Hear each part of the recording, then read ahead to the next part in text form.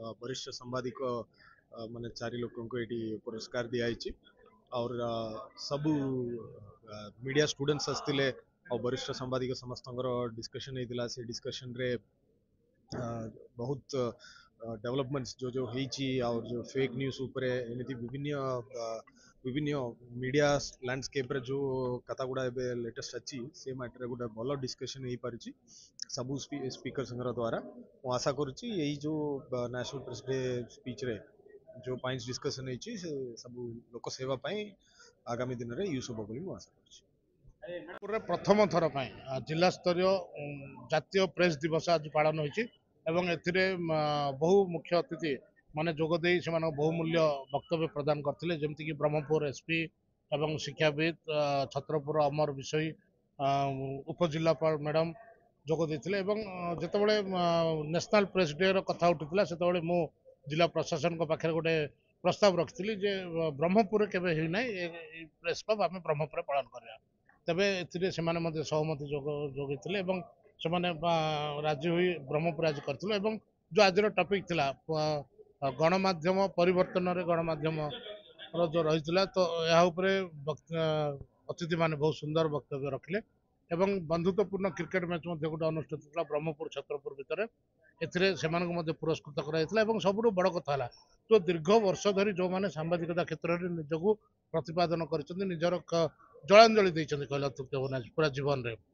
से माने से भली 4 जन व्यक्ति विशेष को आम सम्मानित करथिलु तो मोटामोटी भाव कह गले आज बहुत प्रश्न उठीला गणमाध्यम कार्यधारा को नहीं गणमाध्यम व्यक्ति सुरक्षा को नहीं तेबे आमे आशा करूँ जे सरकार ए सब उपर गुरुत्व देव एवं गणमाध्यम व्यक्ति सुरक्षा उपर किछि चिंता करिवो।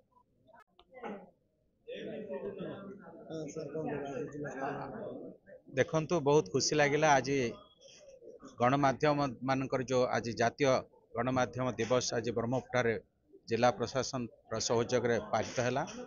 निश्चित भाव में यहाँ आम समस्त गोटे बढ़िया वार्ता थिला जे वर्तमान परिवर्तित सामाजिक व्यवस्था भितर गणतंत्र मध्य जो परिवर्तन आसी जो प्रकार गणतंत्र रे परिवर्तन वार्ता आम देखा पाऊे समस्त मत आम आज ग्रहण कलु शुणिलु गोटे खुशी खबर लगिला जे ब्रह्मपुर प्रेस क्लब जो आयोजन करथिला जिला प्रशासन सहयोग रे आपण मानकर गोटे नुआ वार्ता देले जो वरिष्ठ सांबादिक मान को जो संवर्धित करागला निश्चित भाव में सेटा जो गणमाध्यम व्यक्ति मान भीतर जो सौहार्द्य पूर्ण वातावरण रही भीतर जो भाईचारा रही आज आम देखा पाइलु निश्चित भाव में आज दिन आम समस्त गोटे प्रतीकर दिन रु आशा रखी जे आम गोटे कथा आज गोटे सत्यता आम आज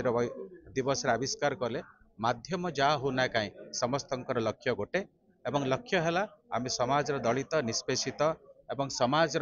जितेबाला दुर्दशा सृष्टि होती सांबादिक माने तांकर लेखनी शाणित करेंगे एवं प्रकृत में मु स्वीकार करी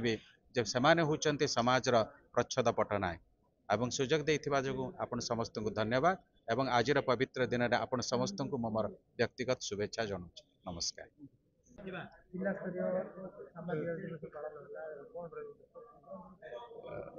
आज खुशीर दिवस आज हूँ जातीय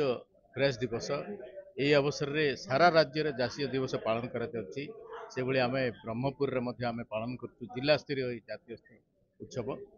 ये सांबादिक मैंने बहुत संख्यार जोगदे आमर आज जो आलोचना विषय रही से संपर्क में आम खूब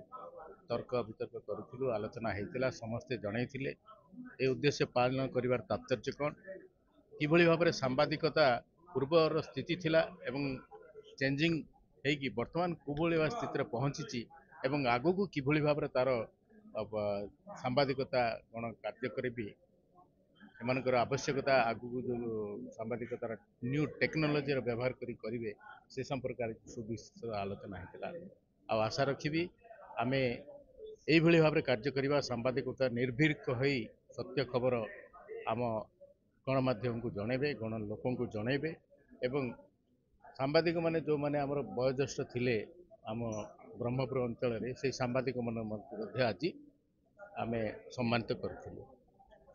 धन्यवाद। आज जो कार्यक्रम है और नेशनल प्रेस डे जो has been organised by the Berhampur press club आज ये आसिक मते बहुत खुशी लगुच एटी एजी डिस्कशन हेतिला regarding the changing nature of press तो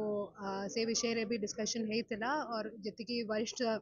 प्रेस माने अच्छंती तांकू एक्नॉलेज तांकर को जो कंट्रीब्यूशंस होची तांकू एक्नॉलेज का that is the reason why we have this press national press day today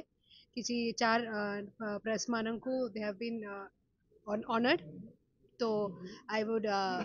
convey my wishes to all the brothers and sisters in the press for this day today, and I also request कि आमो प्रशासन और press मझिरे जो भलो partnership अच्छी समाज रे जो problems अच्छी से सॉल्व करवा पाए जेमती चालू ची it will go in the most beautiful way so that we can solve the problems. Thank you.